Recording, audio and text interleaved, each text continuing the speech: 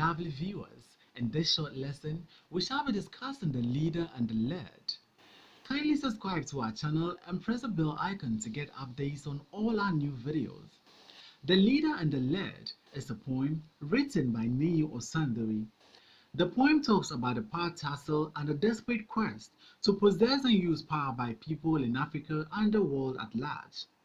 The poem is presented to us in the form of a political cartoon, which even children may read and enjoy without even thinking of its deeper meaning.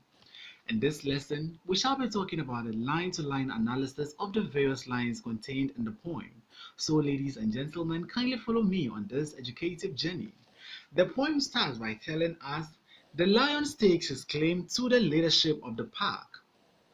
So from the beginning of the poem, we can deduce that the animal kingdom has been existing for a long time without a leader. And now that the time has come for them to select one, every animal that feels that it is capable of leading the pack should contest for the people to vote for him or her. So here, the lion is the first animal that stakes its claim to the leadership of the pack. The lion, as we all know, is a very dangerous animal, and most books, most narratives that we have heard present the lion as a king of the jungle because of how dangerous the lion is. So the lion is telling the other animals that it stakes a claim to the leadership of the pack. So the lion is telling the other animals that it is willing to lead them. But what do the animals feel about it? Because such a dangerous animal telling you that it wants to be your leader should be something that would definitely scare you and send shivers down your spine. But the antelope remembers the ferocious paws of his paws. So here is another animal which feels inferior to the lion. The antelope is another animal that tells the lion that it is not interested in the lion's style of leadership or the ideologies of the lion. So it remembers the ferocious powers of his paws. So therefore, making the lion a leader will put the other animals who are inferior to the lion at a disadvantage. Therefore, the lion is not a perfect leader for the animal kingdom. So the pack here can be interpreted to stand for Africa, where there's leadership crisis and there is a desperate quest to possess and use power by people. Then we proceed with the fourth line. The hyna says the crown is made for him, but the impalas shudder at his lethal appetite. So we come across another animal that claims that the crown is made for him. So the hyena is telling us that the crown has been made for him. So he is supposed to be the leader, or he's supposed to be the king of the jungle. But what does the other animals have to say about this? The impala shudder at his lethal appetite. So lethal appetite usually simply means the way he consumes, like he consumes a lot, and making him a leader will put the other animals at a disadvantage, especially those that are not strong or those that are not of equal strength as the hyena. So the animal kingdom is torn apart because they are searching for a leader. And we first come across a lion who staked a claim to the leadership of the pack. However, his claim was rejected because the antelope remembers the ferocious paws on his paws, because making him the leader will put the other animals at a disadvantage. Then we come across the hyena, who claims that the crown is made for him. But another animal called the impalas shudder at his lethal appetite. The animal is not interested in his style of leadership. Then we come across the giraffe. The giraffe craves a place in the front, but his eyes are too far from the ground.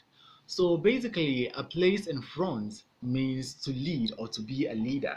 So the giraffe here tells us that he wants to also, uh, he joins the pack tussle and craves to be a leader. But what does the other animals say about him? They say that his eyes are too far from the ground. The giraffe, as we all know, has a very long neck. So the long neck makes his eyes or his head too far away from the ground. So making the giraffe a leader will mean that he will have his he will have his head high up above in the sky and will not see what is happening at the ground level. Therefore, those at the grassroots or those at the ground level will be suffering because of his long neck, and he will not be able to see them, how more solve the challenges that are confronting them. So, according to the animals, the giraffe is not best for the leadership position. Then at this point, the elephant trudges into the path tussle. So the elephant trudges into the path tussle, but his colleagues dread its trampling feet. So the elephant, as we all know, is a very huge animal, and because of its enormous weight and size, the animals are like, no, no, no, no, you can't be our leader. He was quickly rejected by the other animals because of his enormous weight and size. This will put the other animals at a disadvantage. Therefore, he doesn't suit the leadership position.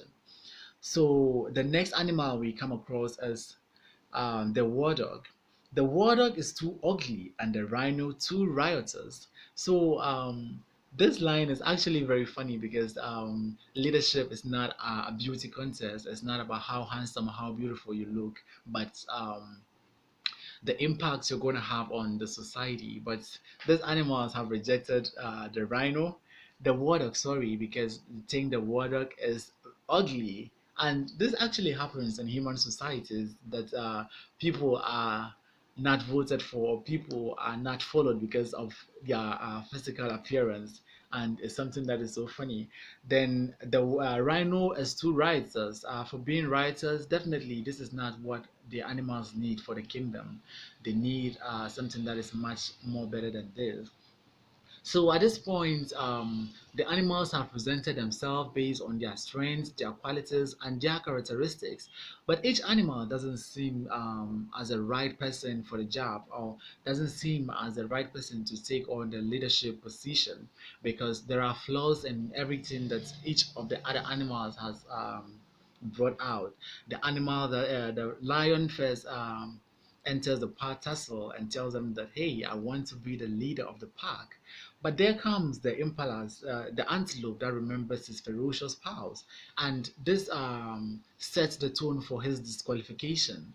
Then we come across the hyna, who claims that the crown is made for him. The hyna claims that the crown is made for him, and what do we see? Another animal called the impalas shudder at his leather appetite. This is an animal that is not interested in his style of leadership and doesn't want to see him as the leader, because he is going to put the other animals at a disadvantage if he should win the contest. So we come across the elephant, and definitely the elephant was quickly rejected because of its enormous weight and size, which puts the other animals at a disadvantage. Then the warthog is disqualified because the pack thinks he is too ugly, and the rhino they think is riotous. So all these animals have presented themselves, and the animals seem not comfortable with all their qualities and characteristics. So at this point, and the pack thrashes around like a snake without a head. So at this point, the animals are all confused. Not only are the animals confused, even we, the readers of the poem, are equally confused at this point, because in the first place, we thought the lion will be considered because the lion can ensure security and in the animal kingdom, and he is brave, he's strong, he's courageous, but he was disqualified because you put the other animals to a disadvantage. The elephant that we were thinking, because of his enormous size, he is going to be considered, was also disqualified. And if the animals were afraid of dangerous or big animals, then we thought maybe the warthog would have been considered. However, he was also disqualified because they think he is so ugly. So the animal kingdom at this point is in a state of anarchy, like they are in a state of confusion. They don't know what they are going to do next, because all the other animals that have presented themselves have been disqualified. What does the future hold for this animal kingdom? Our need calls for a hybrid of habits, proclaims the forest sage. So the forest sage here is presented to us as the voice of wisdom in the animal kingdom. This is is an animal that tells his colleague animals that our need calls for a hybrid of habits. So, considering all the animals that have presented themselves for this leadership position, we can all say that these animals have the qualities that it takes to be leaders. Some are strong, some are bold, some are big, some are small, and everybody has something that is desired. Some they have qualities that are desired. So if we don't like the lion because the lion with we are scared of his ferocious powers, but the lion has something that can be desired or that is desired. He has some characteristics that they need. The elephant, even though the elephant is too big for them or because of its enormous size and weight will put them at a disadvantage. But the elephant is also an animal that has certain characteristics and qualities that is desired as of a leader. Then we come to the zebra. The zebra was rejected because of the duplicity of his traits. The zebra, as we know, is an animal that has a mixture of white and black color. So the animals are not comfortable with that combination, and because of that, he was rejected. So you can see that some of the animals were rejected for flimsy excuse. They don't have any concrete reason to reject them, just that they see their imperfection as something that sets the tone for their disqualification. Sorry, I jumped this particular line that talks about when the zebra says it's his right to lead, the pack points to the duplicity of his traits. So after all the animals have presented themselves, the zebra also enters the power tussle and tells them, "Hey, it is my right to lead you guys," but the other animals are not comfortable with that at all. They tell him that they point to the duplicity of his traits, and that sets the tone for his disqualification. So our need calls for a hybrid of habits, proclaims the forest sage. So the forest sage tells them that right now all the animals are confused as we are told that it thrashes around like a snake without a head. They're all confused what their next step is going to be. And the forest sage brings a timely intervention to come and save the animal kingdom. He tells them that what we need is a hybrid of habits. We have to mix all the good qualities that each contestant has brought out so that we can melt them and form a leader that will suit all our needs. So a little bit of lion, a little bit of lamb. So he's telling them that the combination that they need is a little bit of lion. So the lion, as we all know, is a brave, bold, and courageous animal, even though it is dangerous. So they need a little bit of all those qualities. A little bit of lamb. A lamb is a calm animal, so they need that attribute to form the leader that they need. Tough like a tiger, and that person should be tough like a tiger, compassionate like a doe, transparent like a river, mysterious like a lake. So he tells us that in melting these qualities, these are the qualities that we need in the leader that we desire. The person should have a little bit of lamb, a little bit of lion. The person should be tough like a tiger, compassionate like a doe, and transparent like a river, mysterious like a lake. So the forest sage presents this as a solution to the power tussle and leadership crisis in the animal kingdom. Then we come across the last two lines of the poem. A leader who knows how to follow. Followers mindful of their right to lead. So this the leader that they are looking for should not be somebody who is centered on just leading the people, but the person should be someone who is mindful that his followers have a right to lead as well. So a leader should not impose himself on his people, but should listen to the wills of his people and put them first in his agenda. So the whole poem is presented to us in a form of a political cartoon, but in reality, it talks about what happens in human society. This is exactly what happens in human society, especially in times of elections and campaign.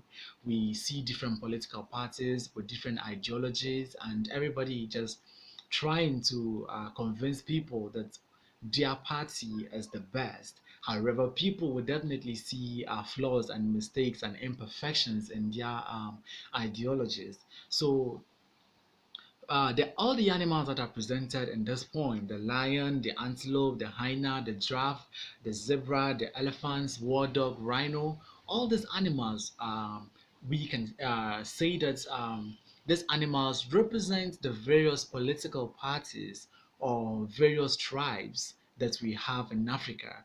So every tribe or every political party tries to pursue their political ideologies. However, we the followers find faults in whatever that they're going to do, because somebody likes the ideology of a socialist government, others like a unitary government, others like a federal state. So all these are different views that have been melted together, and they come together to form this poem. So basically, the poem talks about leadership crisis, the imperfection, or we can't get a perfect leader. And the solution to this imperfection is that we have to melt all the desired qualities that we need in a person to form the leader that we need. Therefore, every characteristic, every good qualities of the animal have been melted together to form a leader that the animal kingdom needs. Thanks for watching this short video. See you in our next lesson, and don't forget to like, comment, subscribe and share this video. You can comment below on any question you would like us to tackle, and we will be glad to do so.